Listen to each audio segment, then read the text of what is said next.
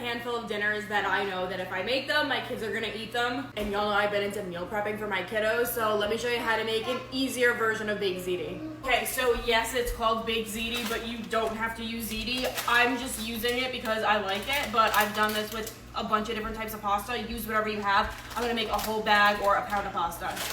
To my pan, I'm gonna go ahead and add in a tablespoon or so of olive oil.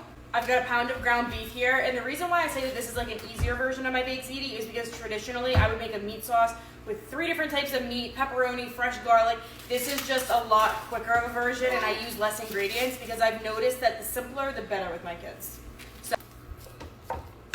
Okay, let's talk tomatoes. For my tomatoes, I like to either do some crushed tomatoes or some tomato puree. The only ingredient in these is tomatoes and maybe some water. So again, anything that you have will work.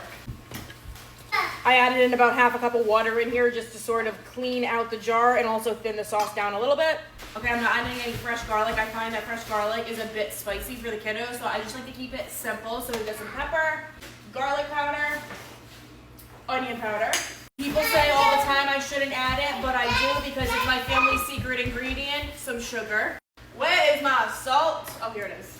Salt. This is all to taste, so add in as much or as little as you'd like. The only thing that I will give you an estimated measurement for is the sugar. So the rule of thumb is a tablespoon of sugar for every container of tomatoes that you use. So whether it's a can or a jar of tomatoes, a tablespoon of sugar. And that's if you're just using plain tomatoes. Half the pasta goes in. I got half my pasta in there. I'm gonna go ahead and add on some ricotta cheese. Once again, if I was making baked ziti for Carl and I would be adding in a bunch of different things into the ricotta, different cheeses, parsley, eggs, garlic, things like that. But again, we're just keeping it super simple here. I'd say about a cup of ricotta.